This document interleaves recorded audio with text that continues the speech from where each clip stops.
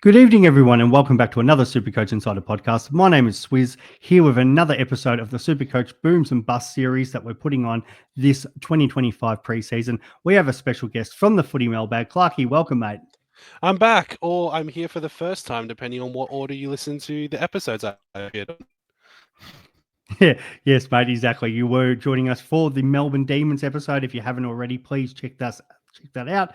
But before we get into this Booms and Bust episode, as always, check us out on all our social media platforms, YouTube, Spotify. Get in contact with us via X, Supercoach Insider 100, Swizz26 for me directly. Clarky, where can the good people out there find you, mate? You can find me at Quantum JC on most things, or the at Footy Mailbag for the Supercoach related stuff, and at Falcon Footy Pod for the footy funny stuff, the meme Yes, stuff. definitely. Yeah, the Footy Mailbag for you and Damo to talk all things, I guess, a bit more serious footy, and then the Falcons if you want to, I guess, a bit more of a laugh. But definitely, both for podcasts, very much worth checking out. Now you've got the website going also with some good articles with the Footy Mailbag. So yeah, you can sort of link through and have a look at that. Yeah, the footymailbag.net. That's where you can find all this stuff. That was probably easier to say that. Yes, and I'll have those links in our page notes as well. We are here to talk booms and busts. So, Clarky, who's a player this year that you think is going to have an absolute great season? Maybe somebody you're looking for your super coach team, and somebody that you're confident that's going to go off for us. So, somebody who is currently in my Supercoach team and has been from day dot, people who know me will know that I like picking players because A, I like the player, and B, it's a little bit fun to own them. But this guy has genuine upside for me, and that's Colby McKercher.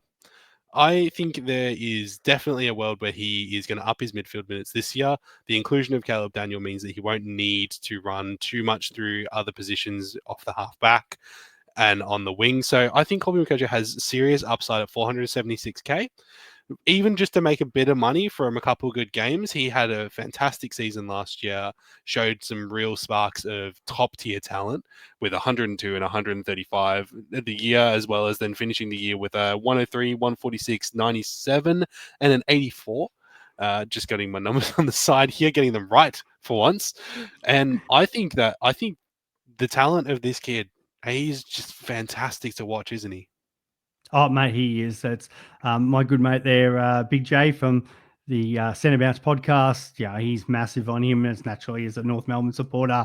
Uh, Playing down half back, he looked really good last season. There's talk that he might move further up the ground, but I think they've got so many good midfielders already with Wardlaw, Sheasel, and LDU on top of a few of the other ones who are a bit more established in Powell and Simpkin. I think they will probably more likely keep him down there at half back where, he can have a real impact this season. Let's hope so. Yes, let's hope so. And then the flip side, mate, who is the player that's just not going to get the job done is your bust. I think my bust for this year is Isaac Rankin, and I'd be lying, Swizz, if I said I wasn't a little bit bitter about this one, because I traded in Isaac Rankin twice last year, almost 3 times, because he was in my starting squad, and then I decided to pivot at the last minute to a different player. I believe it was Isaac Heaney, so it kind of worked out in the end, but I really wanted Rankin. He's great to watch. He seems like a great bloke. I don't know whether we can expect another 90 season from him, just with some of the changes that have come to the Adelaide Crows. And I think they're still finding a bit of their identity as a team. So I think we need to see how the Magnets shuffle. We need him to be injury free as well, which is obviously a big concern. But talent is not a problem, role is. So I don't know if I trust him as a forward for the price that he is. He was a little bit cheaper last year, and I don't know if I want to pay top dollar for him this year when we have other great cheap options. Yeah, I think that's a fair point. As you said, we've got cheaper options. They've brought in Sid Draper as well, so that's another mouth to feed in that midfield, which probably solves a few of their problems. There's talk that Laird's going to go to half back, but they've also then brought in James Peatling from the GWS to replace him in there. So it hasn't got any easier in regards to who's going to take those centre bounce attendances. They've still got Matt Crouch on their list as well. And Yeah, he Rochelle is exists. yeah, so this is it. Like he offers so much, and then that injury concern would would have people worried because we've seen it time and time again. So if he gets a good run at it, you potentially could look at maybe trading him in, but then there's also that risk you trade him in and then he goes straight back out again with like a soft tissue injury. So it would not surprise me at all if he has a underwhelming season, especially for that price. That's it, and that's not to disparage him as the player at all. I just think there's enough concerns in our forward line without spending 520k on a guy that I'm not entirely sold on as a number one option that I'm not going to ever have to get rid of. No, I love that, Clarky. So, McKercher is the boom, Rankin is the bust.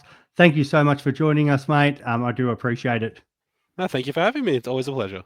No problems. Check us out with all the other Booms and Bust episodes. We've had some great guests on so far, and we'll continue on with this series as we lead up to round one. Thanks, guys. Thanks, Clarky. See you later.